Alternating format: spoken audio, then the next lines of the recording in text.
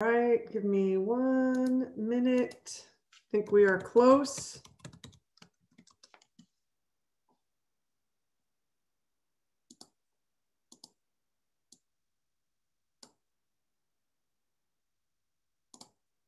Well, welcome everyone. It is good to see all of you on this beautiful, bright day. Thank you, as always, for joining us. We're going to get going. I think I have everybody in rooms for when we break out.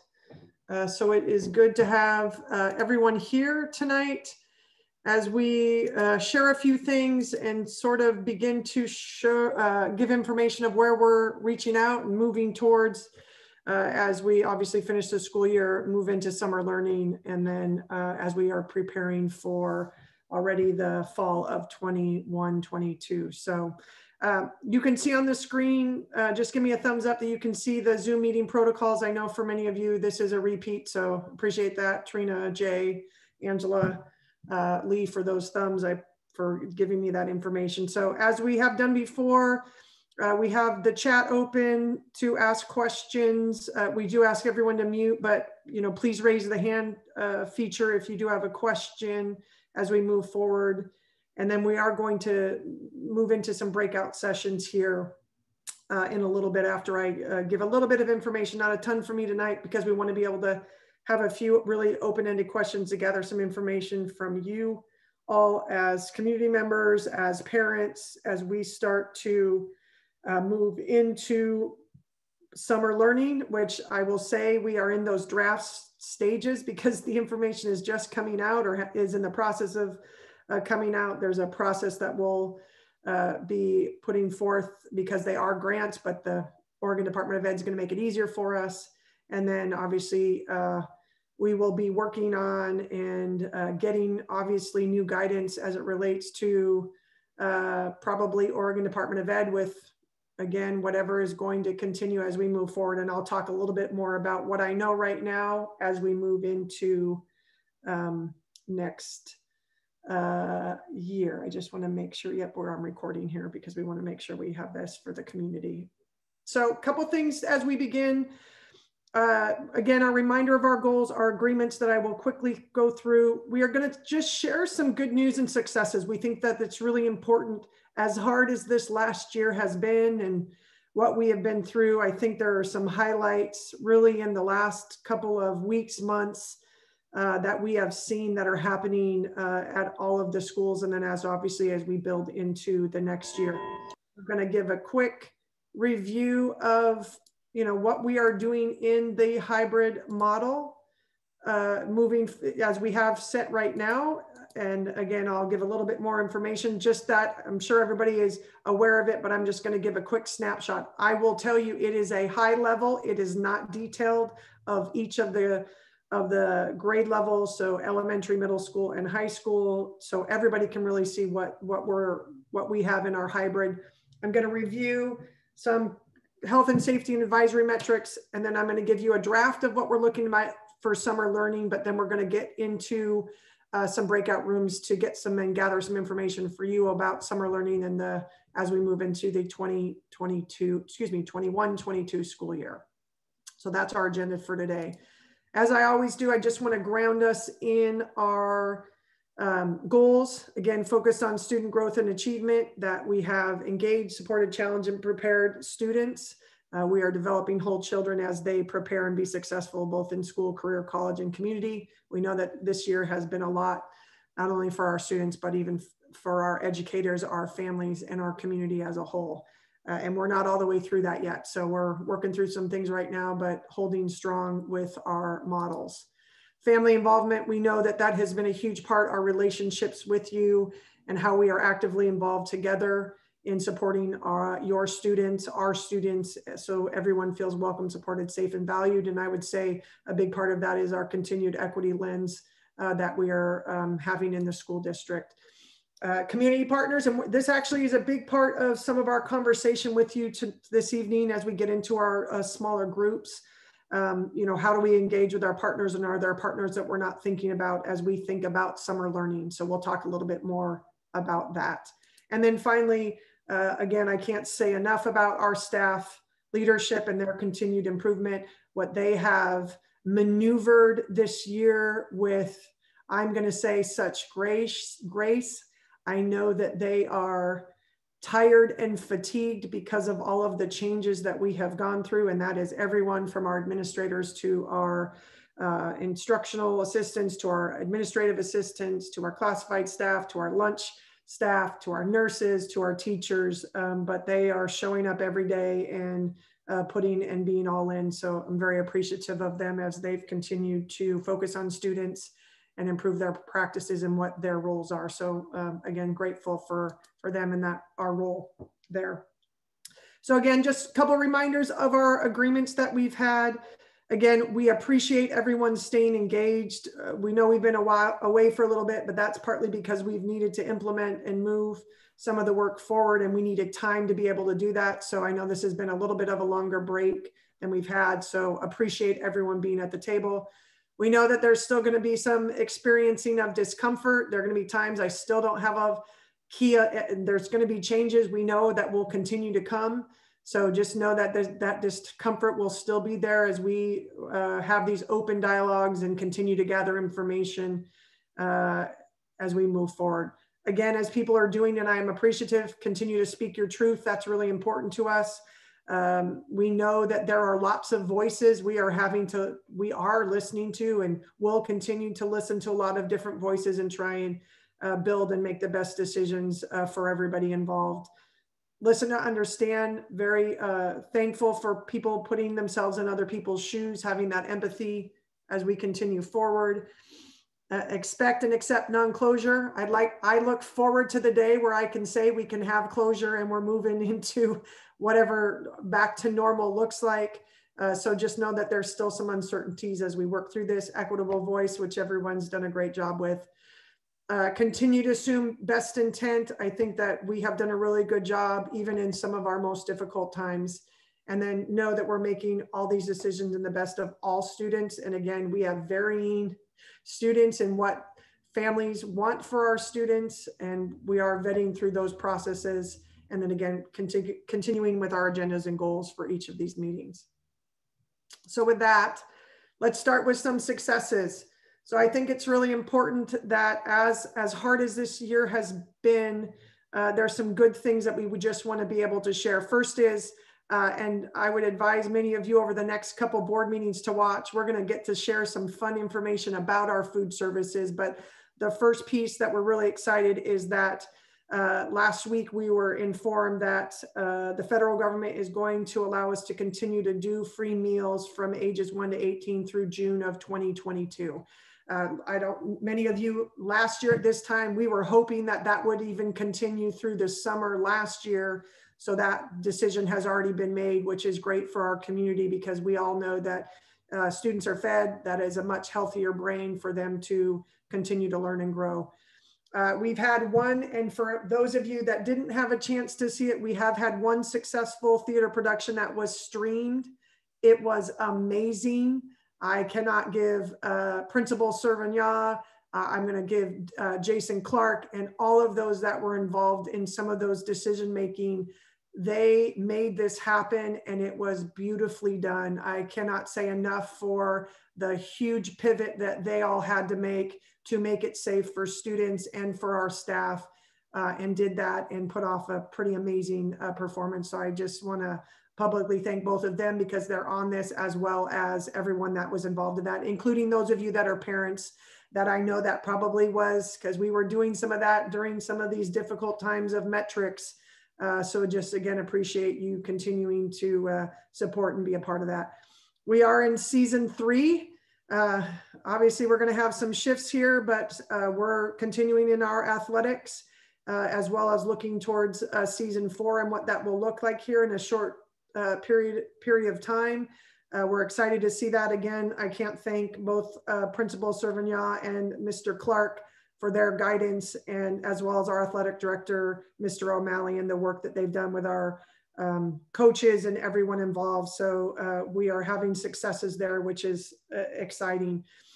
The District Equity Committee continues to do amazing work. If you have not had a chance, and we're actually in the process of putting these onto our district equity webpage.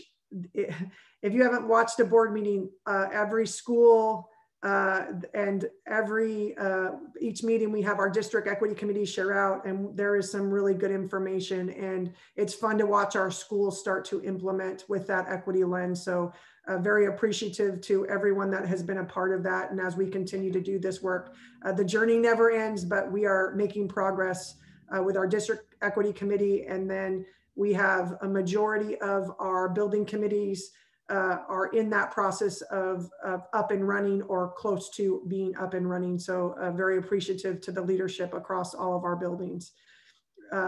We have many senior traditions, which I'll be honest, we've been working hard to make sure that these happen. Again, we had senior sunrise the other day. We're making some modification to all of these, but these are happening or will be happening soon. So you're going to continue to hear information from us. We're excited on Sunday, and I'm going to give a shout out to Principal Wildfang for what she is doing with her student leadership group and advocacy for the Al Quran Food Bank. We're going to do a great appreciation to them on Monday at our board meeting. So please tune in for that. Successful kinder registration last night. We had 124 kinders already register. And again, that is kudos to all three principals, Principal Wildfang, Principal Smith, and Principal Seidel for their work and with their staff in really working and making sure our students were starting to get registered. So we're really excited about that. And then, as I said, we have all of our students K-12 in a hybrid model. If they chose that model, the rest are continuing in the virtual learning, and then our continued commitment to fully reopen in the fall of 2021. Again, working with the guidance and the governor as we continue those pieces moving forward. So that is the good news with all of the successes that we are seeing as we have moved into this second semester and moving forward. So I'm going to quickly just share models. So we are in the hybrid models. This is just a snapshot. We had a board work group the other night. You can see that if you want to have more details about that, that is on our YouTube website. But this is just a quick glimpse of, because we are teaching still both our students that want to be on site as well as our virtual students, because we do have a combination. We are now at about 62% of our students that are in the hybrid model, with the rest of the population being on our virtual platforms with our teaching staff. So again, this is just a quick glimpse of our elementaries where they have on-site in the morning, a small group virtual, and that's in the morning. And then we flip that in the afternoon for our elementaries, and just seeing the growth and the fun that we're seeing at the elementaries is really good to see, and how much they have just built a really good model in this hybrid environment. Next is our middle school model. Again, very similar, that we have both that online and on-site version. So again, you can see in the mornings, they have the on-site synchronous learning with their hybrid students that are core. That virtual synchronous learning with our virtual students are focusing on their electives.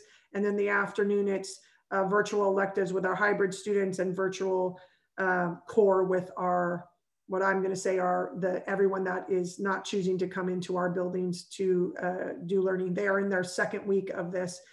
And then finally, our high school model, again, they're all doing online synchronous learning in the morning each day. And then they are in two separate groups. Group one goes Tuesday, Thursday, and Donna may call it Group A, so please don't hold that against me how we call it. So I did this for the board, and then on Wednesday and Friday is that Group 2, and then they're rotating. So 1 week they'll have periods 1, 2, and 3, and then the following week they'll have periods 4, 5, and 6. Again, a little bit more of an approach like the college model, just some real intentional time focused each week on each of the content areas. Because obviously the students are specific to credits that they earn. So we want to be we've been very intentional about those pieces. So she calls them Group 1 and Group 2. Yes, so thank you. And group, yes, week A and week B. Thanks, Donna, for that clarification. Appreciate that. Hot dog.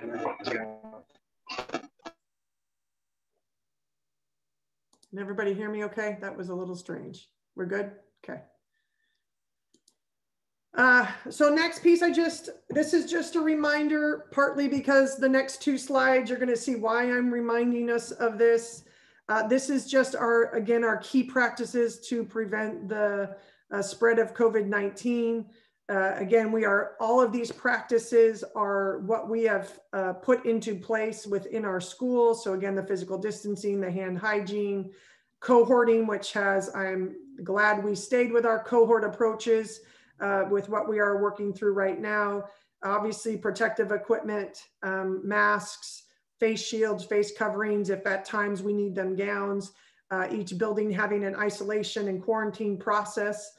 Should we have to do that. We also have on-site testers. We have 3 nurses in the school district. They have been fabulous working with our buildings to support if we do need to move students into isolation rooms and or have testing with that. And then obviously the cleaning and disinfecting, and then that constant airflow within our buildings that we have.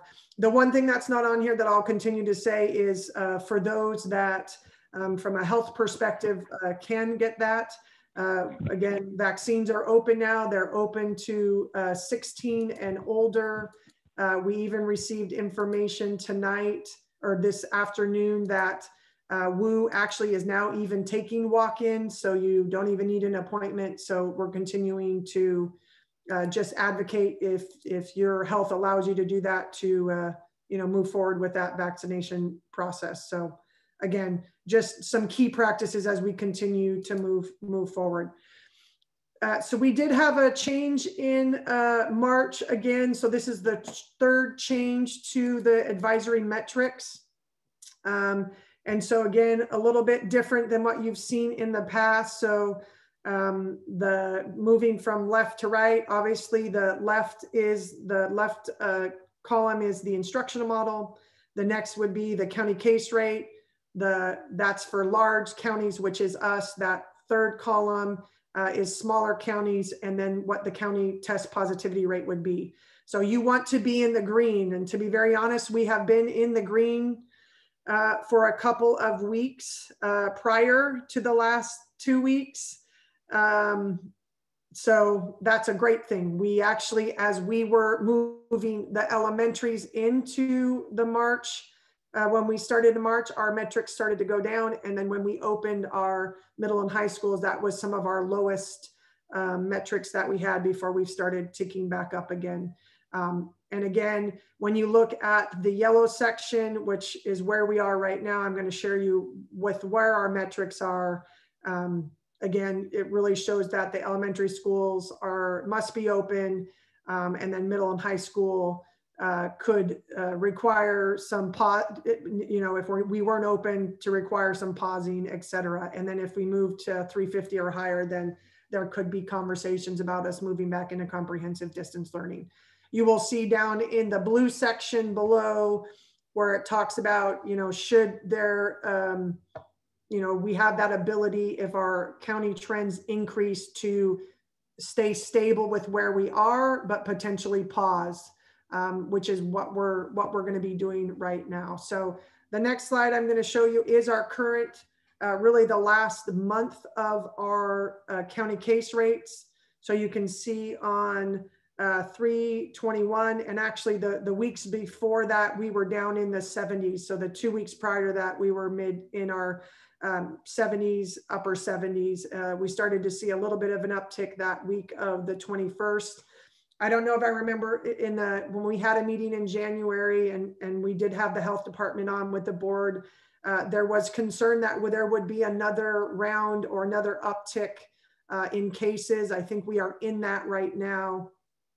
So you are seeing a little bit of that, what we've seen in the last couple of weeks. So you can see on 4/4, we did go over 200. And then obviously with our information from Polk County as of yesterday, we are now at 215.8 with a 7% test positivity. They shared with us today that they're going to start to give us a breakdown of age because there is an uptick in younger kids. However, And we are seeing that. What I will say is I am very appreciative to our families first and foremost. You are keeping your students home when they're sick, which we appreciate. You are contacting our buildings if there is concerns or you're not sure to send them home. Principals have shared that with me over and over, and so we're appreciative of that as well. And again, just can't thank you all enough for if your student is sick of not sending them home. We do have working documents, so we know where students or families may have been exposed to COVID or have a positive test. Our principals are using that data daily. To be very honest, that has come into our favor because we had a conversation one evening with Polk County, had received some information about a family, put that on our document, shared it out to the principals. Unfortunately, that family tried to show up and come to school, and our principals had that data and were able to really grab those students, put them in the isolation room, and be able to say, hey, we can't have them here. We've received the information from Polk County. I think that just gives great credit to our principals and Mr. Clark and the systems that they have put forward to make sure that we keep our schools safe. And again, we have an outbreak team that meets every day to go over our data, both of staff or students. And again, I want to be clear, parents have been doing such a great job of communicating with us, and I'm very thankful for all of you in doing that with us. That's how we are keeping things open. The next piece I'm going to just talk about, because this is really going to lead into really my last piece before we go into some breakout rooms, is we're shifting some narrative. Part of this is with the Oregon Department of Education of being focused on student learning. Not that it's lost, but that it's unfinished. I know I've shared with this committee before that we have this trajectory of K through 12, and our job is to make sure we have students moving through all of our grade levels, and we want everybody on grade level as we do that, but we know that sometimes that does not happen. So again, you're going to hear us talk about, because of what we have been through this year, that we are really working through some unfinished learning, that we need to work to accelerate that learning, both academically and then social emotionally. And then how do we just have that renewal of excitement in our education with our students? Because again, we know that this has been probably some of the toughest years anybody has been through in education as we move forward. So again, you're going to see me reference this. Our language is going to change to this because, again, we don't feel that it's lost. We know that it's unfinished because of the things that we've been working through with the pandemic. So with that, before we go into some breakout rooms, here is a draft of what we are looking at for summer learning. We are looking at a 4 to 5 week summer learning opportunity, what I'm going to call that traditional summer school, with a little bit of a twist to that, focused on our K-8, also our migrant students, and that would be focused on academics, but the other half of the day would be specific to enrichment. So we are working with partners to come up with some fun activities throughout the summer. So in the mornings, they may be getting their academic content, and then the afternoon moving through enrichment. The second piece that we're working through is what I'm going to call as credit earning with the high school. And there's a couple models of looking at specifically content areas, for example, English language arts and math, doing a deep dive into that for several weeks. And then that process would happen throughout the summer. And again, we are still working through, we have just received the summer, all of this is slowly coming out to us as districts. And then the last piece that we're looking at is jumpstart possibilities. So how do we jumpstart students into the school year? Again, these are just ideas that we're continuing to build with the funding that will be coming our way. Again, focusing on that K-1, because we also know our kinders right now, this spring has been the first time they've been in. So how do we focus on that K-1 approach? Potentially K-2, that's again, some of those continued conversations. What does that look like possibly for our 6th grade and 7th grade students, and then our 9-10. And again, that would be some August timing that we're looking at doing that jump start. So really giving them that ability to get some routines, focus on some key standard areas, and then get them right into moving into the school year. It allows us to do some assessment early on with our students. So again, a lot of times we do assessment at the beginning of the year. This would allow us to jumpstart on that to be able to then potentially get them into key intervention groups, et cetera, that might be necessary as we continue forward. So again, that's our approach. I am not tonight going to talk much about 21-22 because we have our first meeting about that with the Oregon Department of Ed next Tuesday as superintendents. There's a couple meetings over the next couple weeks.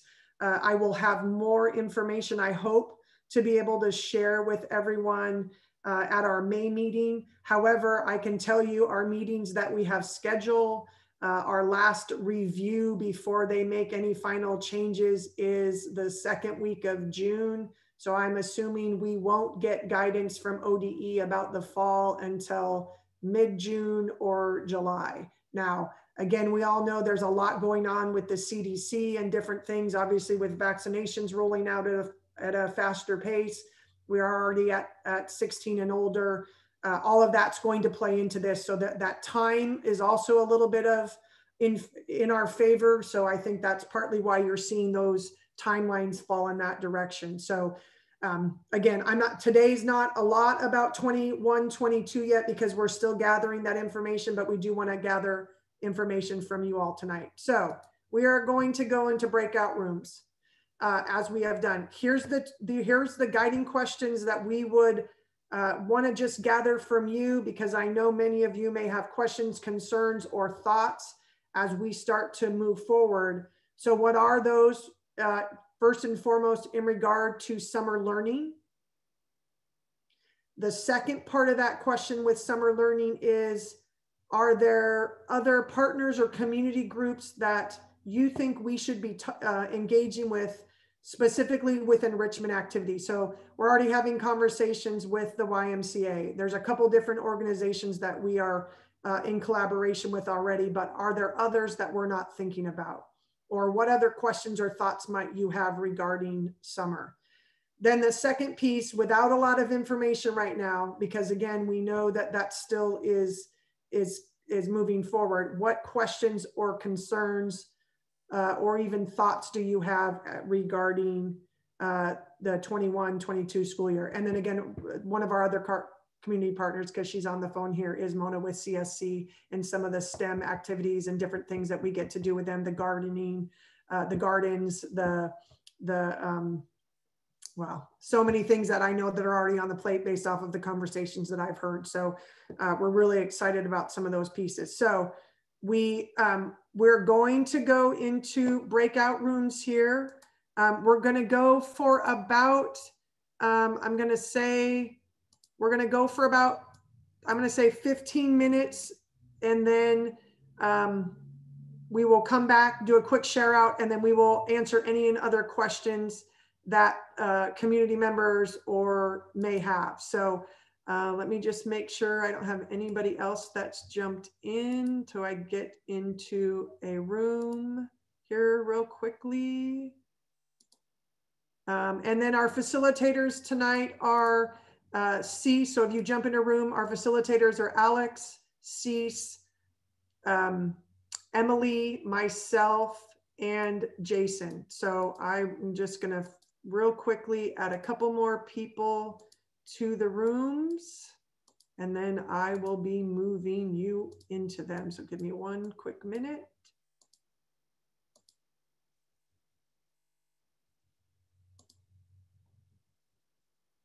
All right, 2 seconds here.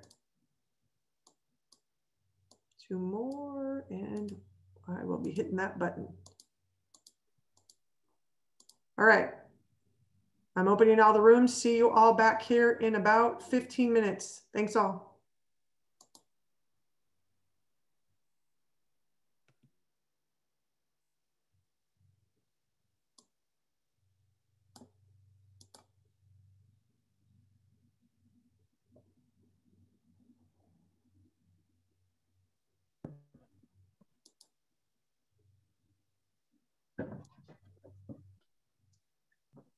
Courtney, did I not get you in one?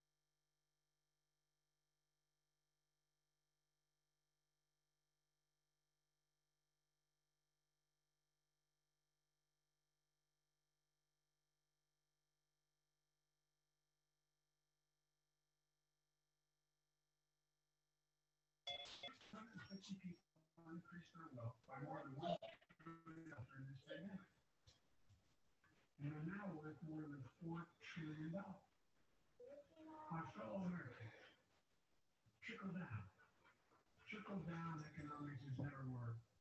It's time to grow the economy from the bottom and the middle house.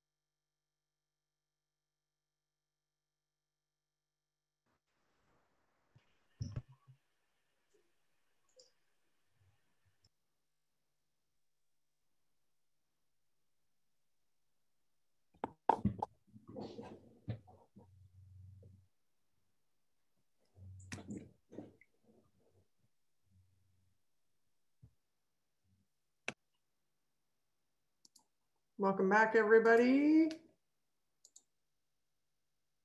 I have lost, there you all are. I lost my full screen there for a second. I apologize for that.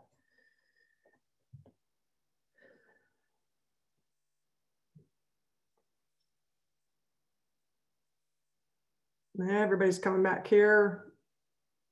Okay, so let's do, I'm gonna do a quick share out and then open up for any other questions or comments because I know that there's still going to be a lot of moving parts. So let's just, I'm gonna start with who's on my screen first, which is Cease. So Cease, just quick share out, top areas of just thoughts that were captured. And then for those of you that are facilitators, if it's similar things, just any new information from your group, and then we'll open up for other questions. Yeah, thanks. We spent most of our time talking about summer, and that really ranged from, you know, how we're going to assess what families want, or how many families really want to engage in summer learning, and then also, of course, how we're going to staff it with our burnout and, you know, folks wanting some kind of a break. So we talked about that. I mentioned in my group that there is also an opportunity for childcare funding for students who are to help support families to get students into this summer learning. And that was called very motivating, that would really probably cement the ability of a lot of parents to put their children into summer programming. We talked a lot about the idea of a catalog, right? So not just of the enrichment, kids would have an opportunity to look at a catalog, like a Parks and Rec program. Do they want to do cooking, dance, art? You know, what kinds of things do they want to do? But maybe even for the enrichment part, to give kids a little bit of power and choice. about the kinds of things they want to learn and engage in. So we talked a little bit about the sort of high school programming, that it'll be a separate program really focused on credit recovery. But there were questions about, can we be creative in that credit? Can they get some credit for some organized community service? You know, what kinds of PE things can we offer? So besides just the, you know, core subject credit recovery, are we able to offer some other things to kids? So, and then we got a lot of really great ideas about partnerships and talent in the community of people who can help. And I will collect those and we'll be sharing those. Our only question really we talked about fall was start date calendar. You know, can we start earlier in the fall? We talked about how this summer programming kind of throws a wrench in that, because we trying to accommodate that. It'll be a good puzzle to put together. So that was our group. Great thoughts and questions and comments. Thank you. And you will see on Monday, for those that want to join the board meeting, but we'll share it out. We are going to share what I'm going to say is a draft. Now, our draft has not been through our buildings and or our unions. It is always a draft starting point. We are looking at starting before Labor Day, because Labor Day does again happen late this year. So there is some of that conversation that we are having. So more information will come out as we move forward. Our goal is to, as best we can with the information that we have, to in June adopt the calendar. But I'm going to also say that we also know that guidance may not come from the Oregon Department of Ed until the middle of June. So that could shift. So we'll continue to talk through that. Next on mine is Emily. Anything different? We were talking about the kind of setup that summer school will be. So will all grades get an opportunity to go? We had Julie in our group, so we kind of had some answers also at the same time, which was kind of great. And then so we kind of decided to talk a little bit more about the partnerships. Some partnerships that came up were 4-H, CAUSA, public libraries, Battle of the Books, trying to get specifically aimed at high school, like high school summer reading programs were a potential, as seen as something that we don't have a whole lot of. And then we had CSC, the Gate, we had the EEA chapter over at the airport. And then the Historical Society, and we've got some other ideas, Western, obviously. So we had some more specific ideas there for how to do that. And the only thing that we had for next year was getting kids vaccinated. So. Thank you. Jason, anything different to add? And then Alex will be next. Yes, okay, thanks. Yep, I had a great group, had some good discussion. Most of it was around summer school. I think some of the main focuses that we've heard, when will parents know is the main topic there. And again, just more information. When is signups, who's eligible? What is the criteria for summer school? Thank you to Lissa, part of our group, gave out some potential dates, backed us up with some information. Thank you, Lissa, on that. Also, you know, and that followed up with an equity question referring to the picture of the children looking over the fence on the boxes. And that's just a good one to people remember. But just knowing that all kids would benefit from summer school, and just the way that, you know, really give everybody the option that wants to be involved. And some kids may appear on paper to be in good shape, but they really could use some social sell. So that was that part.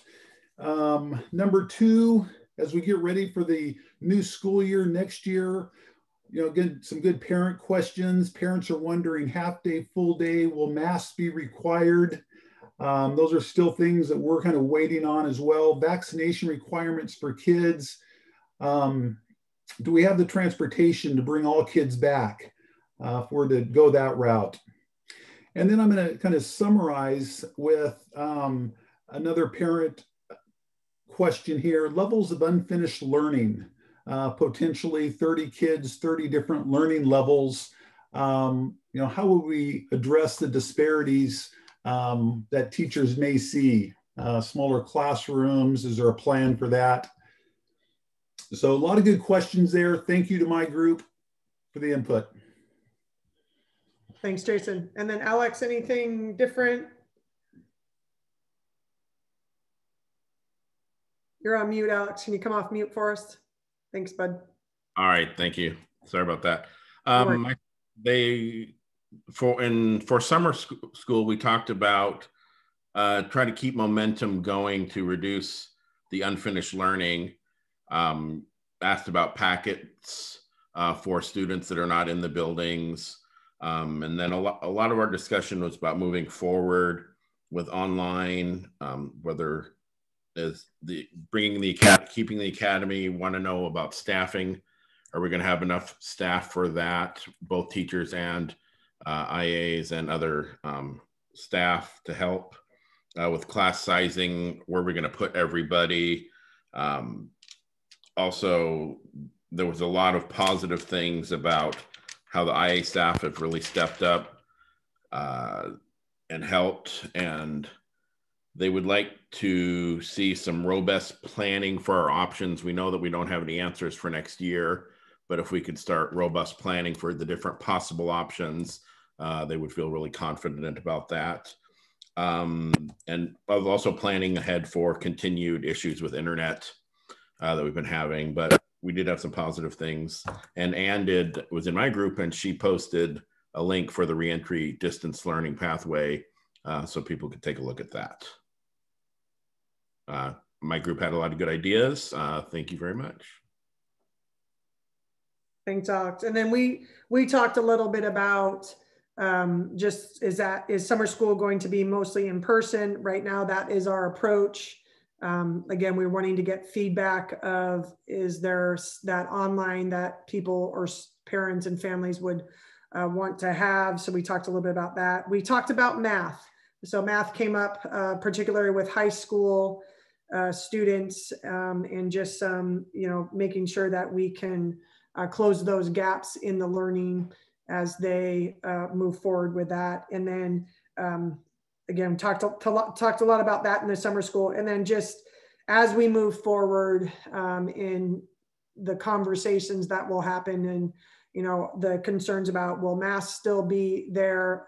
I'm going to be very honest, the probability of masks being there is very high. I would assume at least for a half of year, if not the full year. And then again, we had a person that was, and I'll probably hear this Tuesday as we start conversations, but was in a meeting with Colt Gill at a conference, who shared about a lot of the masking and spacing will really depend on the rollout of vaccines for students. So again, I'll be honest, I'm very thankful of where we are in the vaccination process. I'll be honest, I didn't think till end of May we would be even getting to 16-year-olds. So the fact that we are end of April and those are rolling out is positive. Hopefully we'll see that. What I'm going to say is the 12 to 15 is the next group over the summer. But again, we'll keep sharing and gathering that information for you and being able to share that out with the community meeting. Again, I'm not sharing a lot about the fall yet, because again, we are building. Our goal and our commitment is, again, barring anything from the state or from the governor, that we would be in person, but we know that there's a lot of moving parts with that. We do have, and I would ask for many of you, if you have not seen it and have families that are interested in the online, we're asking families to jump on and fill out for us. There's an online academy, and I don't know, Emily, if you can go grab it and put it into the chat here. We are asking families to, if there is an interest at all in an online academy, we are trying to get an understanding of how many people, when we look at the people that have filled it out or families that have filled it out, it's about 15%. When you look at our overall enrollment, we're at 3150, excuse me, 3151, is that right, Cease? I think that's right, 3151. We are, even 15% of that is about 500 students. So we, to realistically run an online academy successfully, we probably need between 200 or more students to be able to make that happen. When it comes to staffing, obviously that's a conversation with our unions first and foremost of what that would look like.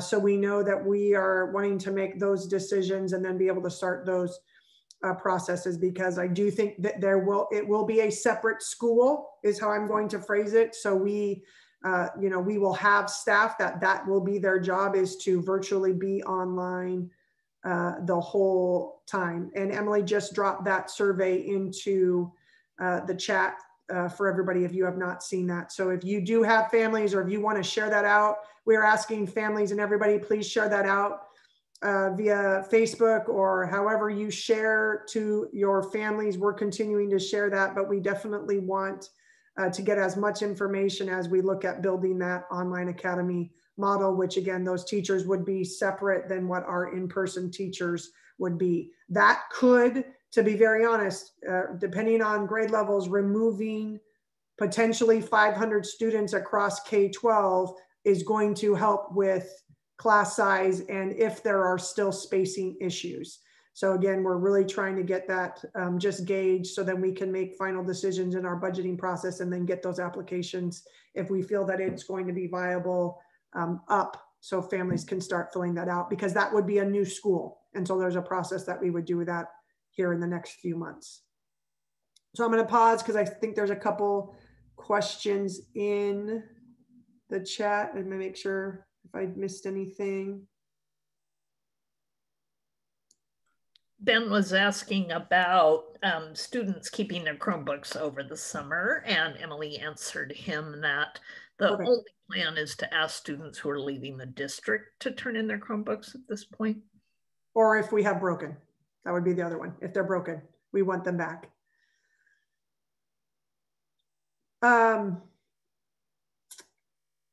Jessica, there is not a QR, but we can make that happen. So we appreciate that. We'll get that, work on a QR for that. Yep, we will move in that direction. Thank you for that. Other questions or concerns that people have that you want to make us aware before I close this out for today? And again, next month, it's probably going to be, here's where we are in summer school, but then also continuing to what we know for the fall as we move forward. And then we'll talk about a June meeting, because June's a little heavy with end of the school year and then graduation. Lindsay? I just had a transparency question going forward. I think for some of us who've decided to keep our kids at home for consistency's sake, just to get through the end of this year, going forward, what would be really nice to know is how things are going within the school as far as, are we having breakouts within the school? Are we having kids coming to school with COVID? I did hear, I was trying to catch up on our school board meetings just to kind of make sure I had an idea of what was going on. There was a mention during one of those about an issue with some of our sports, that there was some positive tests that came back through that. I think for transparency's sake, while it's really nice, like we got our message tonight that we're doing the best that we can to keep school safe, reality is I know we're having COVID cases among staff and students, correct? Am I wrong? So yes and no. Here's how I'm gonna answer that, Lindsay. We have not for some time had any staff cases. We did have one today, but not within the school. So it happened either outside from the community, but not, quote, happened within the staff.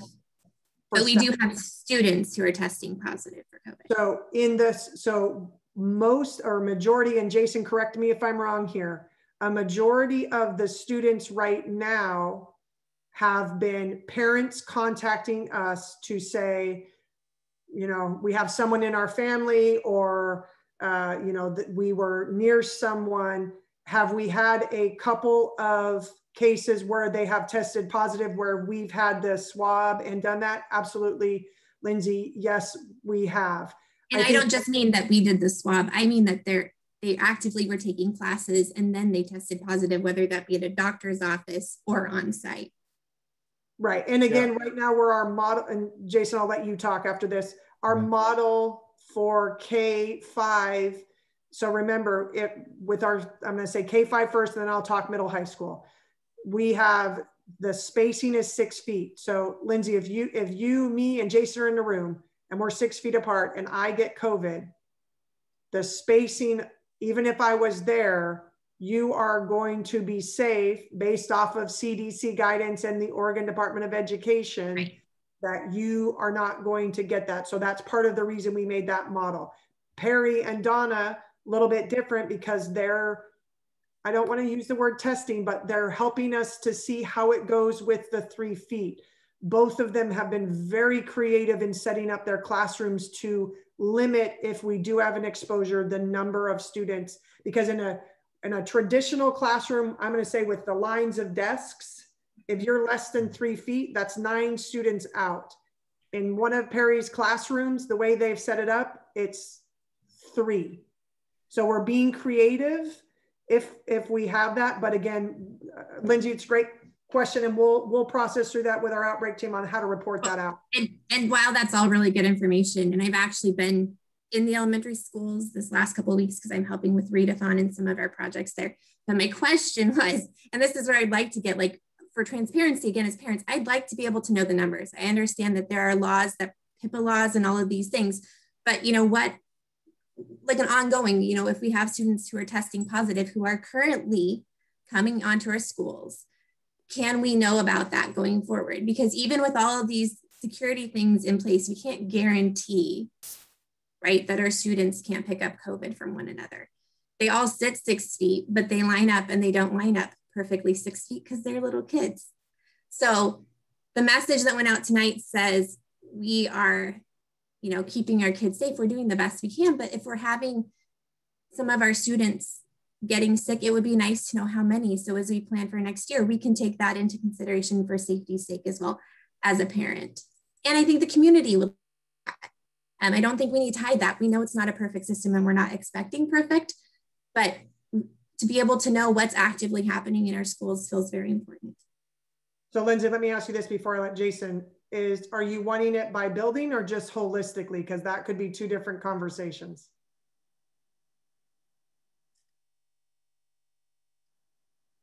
Did I lose you? Oh, I froze. I'm sorry. It might be on my end. I was frozen. Yeah, I mean, if we could break it down by school level. So our first opportunity has been our kids that are in grade school coming back in a hybrid situation. Now we're going to be bringing in our middle school kids and our high school kids, and also our sports, because that's an additional thing on top. If we just lump everything together, it's hard for parents to identify, hey, do I want my kids to be active in the sports program or not? And I think it gives us an idea in the community groups who are trying to make those decisions going forward. Okay, here's the scenario we did with grade school. This is how effective it was. Here's a scenario we did for middle school. Here's how effective it was. And here's our scenario for high school. And here's how effective it was, because we have different things, even like you said, with the physical distancing. So I think I would really like to be abreast of what's going on more specifically with not just the positives, but okay, what are some of the problems that we have as we're bringing these kids back? I think Donna, do you have something, Donna? Well, I just wanted to say from the high school perspective, Lindsay, we have had students who became COVID positive because of an exposure that did not happen at school, that we know it did not happen at school, who, for example, were athletes who had come to a game, for example, before they were aware that they were COVID positive. And what I can tell you is that none of our players were impacted, or we did not have an outbreak. We did not.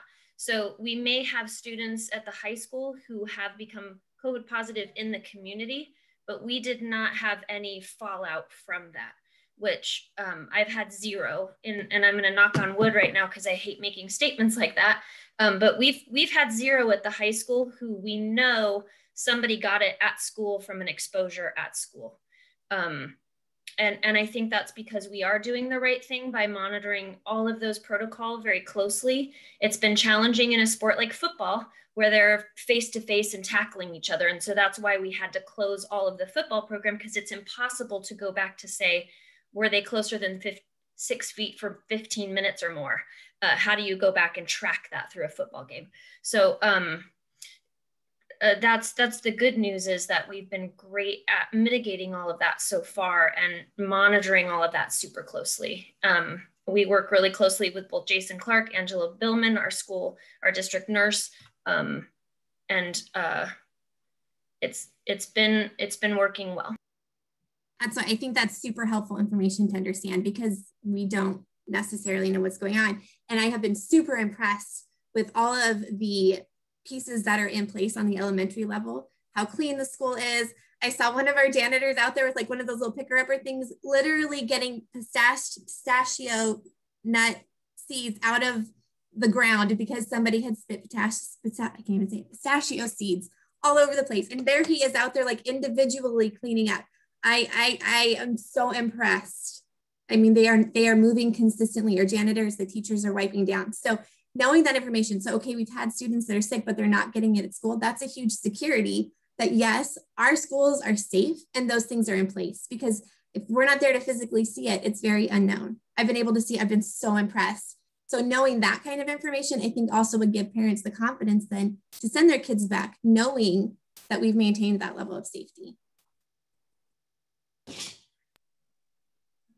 That's great. And just to add on, Donna, thank you for just summarizing that.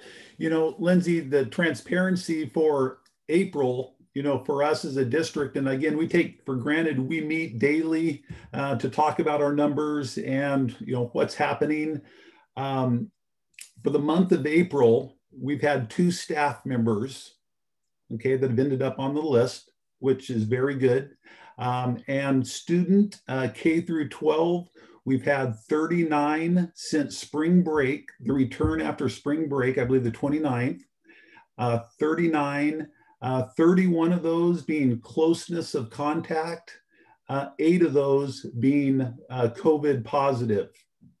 And of those 8, a couple of those were the high school athletes that led into the football and volleyball scenarios. So we could talk overall numbers. It's hard to get to specific schools and grades. It starts, confidentiality is important, but those are our big numbers. And, you know, we're proud of those. We need to keep moving in that direction. Yeah. And and Lindsay, you bring up a good point. We'll strategize if there's a way we can, just like we do with the metrics from the county, if we can do that without breaking confidentiality on the website. So give us some time, because there are a few that I don't know that we would be able to, but again, we'll process through that and see if we can figure out a way to get that on the website. To give that to families. So appreciate that. Brianne, I know you see your hand up, so thank you. Thank you, Lindsay, for that. Hi, yeah. I work at Western, and we're having a serious conversation about whether or not to add the COVID vaccine to the list of required vaccines to come back to school in the fall. And I'm sure you've seen other colleges do that. So I have a rising high schooler. So my question is, since 16-year-olds can get the vaccine, is there any discussion at the state about adding the COVID vaccine to the list of vaccines that are required to be in public schools, given the usual health and religion exceptions? That has not, and again, I'm going to look at all of my people, that has not been any conversation that's been brought up. I believe, and correct me if I'm wrong, I believe that has to go through the legislature, or ODE has to direct that.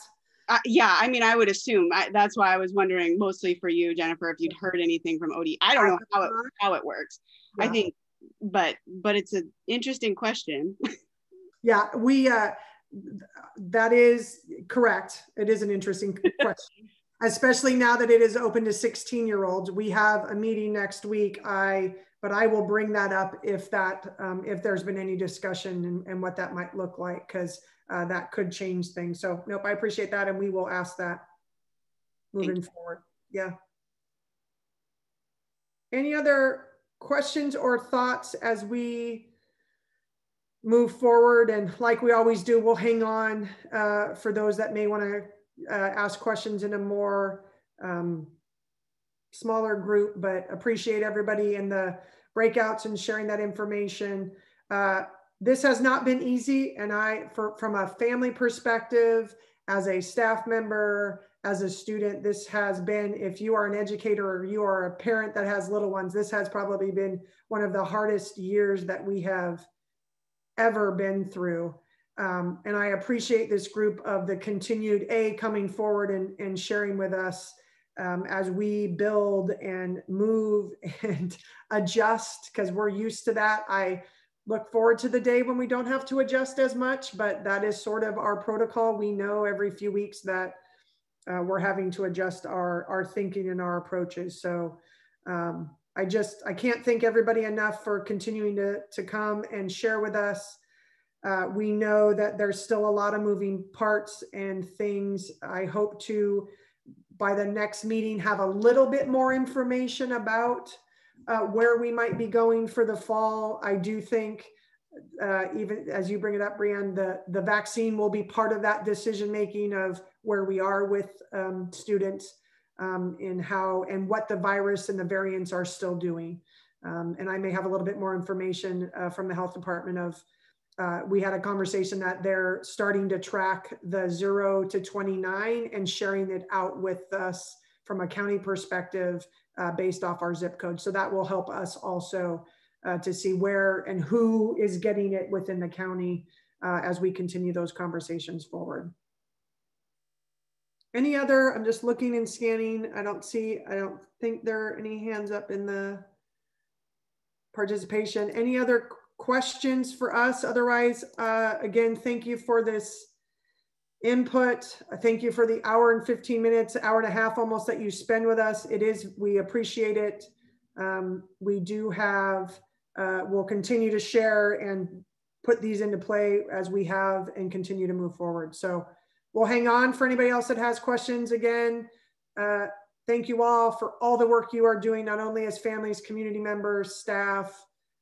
We wouldn't be able to get through all of this without everybody that is here. So, and everybody else that's in our community. So thank you for that. Let's see.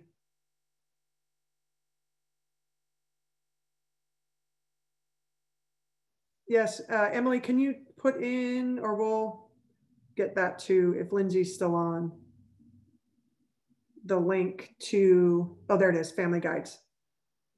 Thank you, Anne. Appreciate that.